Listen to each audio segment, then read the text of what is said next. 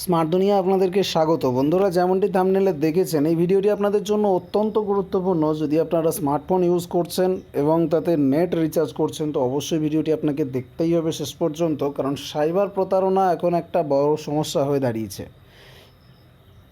বেশ কয়েকটা প্রশ্নের উত্তর আমি এই ভিডিওতে আপনাদেরকে শেয়ার করব, যেগুলো আপনাদের অত্যন্তভাবে জানা প্রয়োজন। আপনারা হয়তো অনলাইন কেনাকাটা করছেন, ব্যাংকিং ট্রানজাকশান করছেন, বা যৌবন ফিরে পাওয়ার মতো কোনো অ্যাপ্লিকেশান ইউজ করছেন, আপনারা এটিএম কার্ড ইউজ করছেন, আপনারা লটারি খেলছেন, গেম খেলছেন, আরও অন্যান্য এমন অনেক বিষয় আছে যেগুলো আপনারা একটু ভুল পদক্ষেপ নিলে আপনাদের সর্বনাশ হতে পারে। তো একদম সরাসরি সাইবার ক্রাইম ডিপার্টমেন্টের বড় উচ্চপদস্থ আধিকারিক আপনাদেরকে যে যুক্তিগুলো দিচ্ছে সেগুলো মেনে চলার চেষ্টা করুন, আপনারা অবশ্যই উপকার পাবেন। সুতরাং এই ভিডিওটি শেষ পর্যন্ত সঙ্গে থাকুন। বড় বিপদ সাইবার ক্রাইম। অজান্তে টাকা হাতিয়ে নিচ্ছে সাইবার প্রতারকরা। এদের মূল লক্ষ্য কিন্তু প্রবীণ রায়। কীভাবে বাঁচবেন এই সাইবার প্রতারকদের হাত থেকে, সুলুক সন্ধান দিলেন কলকাতা পুলিশের ডেপুটি কমিশনার অপরাজিতা রায় এবং সাইবার ক্রাইম বিশেষজ্ঞ আইনজীবী তথা ডিরেক্টর রাজর্ষি রায়চৌধুরী। ব্যাংক থেকে বলছি বলে যদি কেউ ফোন করে এবং কোনো তথ্য জানতে চায়, এটিএম কার্ড সংক্রান্ত বা অ্যাকাউন্ট ডিটেলস সংক্রান্ত, তাহলে ধন্যবাদ দিয়ে ফোন রেখে দিন। মনে রাখবেন, ব্যাংক কখনো ফোন করে কারো কাছে তথ্য জানতে চাইবে না। এটিএম কাউন্টার ব্যবহারের ক্ষেত্রে কোন বিষয়গুলো আপনাকে মনে রাখতে হবে? রক্ষীবিহীন এটিএম সবসময় এড়িয়ে চলার চেষ্টা করুন। ডান হাতে পিন নাম্বার বসানোর সময় আপনি অবশ্যই বাঁ হাত দিয়ে কিবোর্ডটাকে আড়াল করে রাখবেন, না হলে সেটা আপনি পাশ থেকে আপনার কেউ দেখে ফেলতে পারে বা সিসিটিভিতে উঠে যেতে পারে, অনেক সমস্যা হতে পারে। সুতরাং পিন নাম্বার যখন আপনি এন্টার করবেন, সেটাকে আড়াল করে করার চেষ্টা করুন। এখন অ্যাপেল স্টোরে অথবা অ্যান্ড্রয়েড প্লে স্টোরেও প্রচুর অ্যাপ্লিকেশন বেরিয়ে এসেছে যেগুলো যৌবন ফিরিয়ে দেয়। তো এই ধরনের অ্যাপ ব্যবহার করা কতটা যুক্তিযুক্ত বা কতটা নিরাপদ? এই ধরনের অ্যাপ ব্যবহার করা মোটেও নিরাপদ নয়। মনে রাখবেন, ওই অ্যাপ থেকেই নিমেষে আপনার তথ্য চুরি হয়ে যেতে পারে, যেগুলো আপনার ডিভাইসের মধ্যে থাকে। কারণ এই সমস্ত অ্যাপ্লিকেশন ইউজ করার আগেই আপনার কাছ থেকে পারমিশন নিয়ে নেয়, আপনার ইমেজ, আপনার কন্ট্যাক্ট, আপনার অন্যান্য তথ্যর পারমিশন নিয়ে নেয়। আপনারা সেগুলো নির্দ্বিধায় অ্যালাউ করে দেন। তারপরে কিন্তু এই রকম অ্যাপ্লিকেশনগুলো আপনার তথ্য চুরি করে থাকে, পরে হ্যাকারদের কাছে পৌঁছে গেলে সেগুলো আপনার জন্য বিরাট মারাত্মক ক্ষতিকর।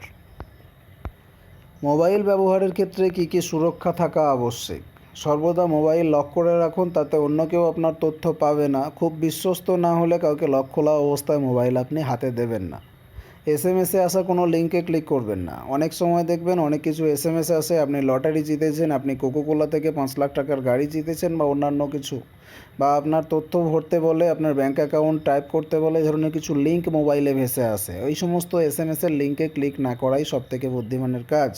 আর যদি বোঝেন আপনার একদম ট্রাস্টেড কোনো ওয়েবসাইট থেকে সে লিঙ্ক পাঠানো হয়েছে, আপনার স্পেশাল কোনো দরকারি, সেটাকে আপনি যাচাই করে তবেই সেই লিঙ্কে ক্লিক করবেন। অনলাইন কেনাকাটা ব্যাঙ্ক অ্যাকাউন্ট সুরক্ষিত রাখার ক্ষেত্রে কী কী সাবধানতা অবলম্বন করবেন? ফোনে আসা ওয়ান টাইম পাসওয়ার্ড, যেটা হচ্ছে ওটিপি, কখনও কাউকে জানাবেন না। যে সাইট থেকে কেনাকাটা করবেন তার সম্পর্কে খোঁজ নিন, যেমন ফ্লিপকার্ট, পেটিএম, স্ন্যাপডিল, অ্যামাজন, এরকম ট্রাস্টেড ওয়েবসাইট থেকে অনলাইন শপিং করার চেষ্টা করুন। আলতু ফালতু ফ্রড ওয়েবসাইট থেকে একদম শপিং করবেন না। লেনদেনের আগে এবং পরে সমস্ত তথ্য মুছে দেবেন। আপনার কার্ড, ডেবিট কার্ড, ক্রেডিট কার্ডের যে নাম্বার এবং পিন, সেগুলো যেন সেভ না হয়ে থাকে, মাথায় রাখবেন। সাইবার ক্যাফে অথবা হোটেলে বসে অনলাইন ব্যাংকিং করবেন না বা কোনো ট্রানজ্যাকশান করবেন না। এতে কিন্তু আপনার তথ্য সাইবার একটা ক্রাইমের ক্ষেত্রে সাইবারি যে হ্যাকিং বিষয়গুলো, আপনি যদি সাইবার ক্যাফেতে বসে করেন বা হোটেলে বসে অনলাইন ব্যাংকিং করেন, আপনার তথ্যগুলো কেউ না কেউ সেভ করে রাখতে পারে, যেটা পরে হ্যাকারদের হাতে পড়ে গেলে আপনার ক্ষতি হতে পারে। অ্যাকাউন্ট নাম্বার, এটিএম পাসওয়ার্ড লিখে নয়, অবশ্যই মনে রাখার চেষ্টা করবেন। আসুন জেনে নিই সোশ্যাল মিডিয়া ব্যবহারের ক্ষেত্রে কী কী সতর্কতা নেবেন। অচেনা কারো সঙ্গে বন্ধুত্ব নয়। জন্ম তারিখ, বাড়ির ঠিকানা, ঘনিষ্ঠ মুহূর্তের ছবি আপনি শেয়ার করবেন না সোশ্যাল মিডিয়ায়, এতে আপনার ক্ষতি হতে পারে। মনে রাখবেন, হ্যাকাররা এই সমস্ত তথ্য হাতিয়ে নিয়ে অনেক ক্ষতি করতে পারে। অন্তত 3 মাস অন্তর অন্তর আপনার পাসওয়ার্ডগুলো চেঞ্জ করুন। আপনি যদি জন্মের তারিখ সঠিক পুট করেন, বাড়ির ঠিকানা, এবং আপনি যদি লাইভ লোকেশন শেয়ার করেন, সেটাও আপনার জন্য ক্ষতির কারণ হতে পারে। কেউ আপনাকে ফলো করতে পারে। অচেনা কারোর সঙ্গে সোশ্যাল মিডিয়া বন্ধুত্ব না করাই শ্রেয়। আপনার জানাশোনা কেউ হলে তবেই ফ্রেন্ড রিকোয়েস্ট অ্যাকসেপ্ট করুন বা ফ্রেন্ড রিকোয়েস্ট পাঠান। পলিসি, চাকরি, লটারি, মোবাইল টাওয়ার সংক্রান্ত প্রতারণা থেকে বাঁচতে কী মনে রাখবেন? কেউ চাকরি পাইয়ে দেবার টোপ দিলে সঙ্গে সঙ্গে পুলিশকে জানান। এইভাবে চাকরি পাওয়া যায় না সম্পূর্ণ ফ্রিতে, সুতরাং এগুলোকে অ্যাভয়েড করুন এবং পুলিশকে খবর দিন। লটারি জেতার ফোন আপনি এড়িয়ে যান, মনে রাখবেন ফ্রিতে কোনো কিছু মেলে না। মোবাইল সংস্থা কখনো ফোনে টাওয়ার বসানোর প্রস্তাব আপনাকে দেবে না, এগুলোকে অ্যাভয়েড করুন। বেড়াতে যাওয়ার আগে কি করবেন যাচাই করে ভ্রমণ সংস্থার সঙ্গে টিকিট বুকিং করবেন বা টিকিট কাটবেন। এই গোটা বিষয় মনে রাখতে পারলে মোটামুটিভাবে আমরা দৈনন্দিন জীবনে সাইবার ক্রাইম থেকে বাঁচতে পারি। আশা করছি ভিডিওটা আপনার ভালো লেগেছে। ভিডিওটি লাইক এবং শেয়ার করে এই গুরুত্বপূর্ণ তথ্যগুলো সকলকে জানতে সাহায্য করবেন। ধন্যবাদ।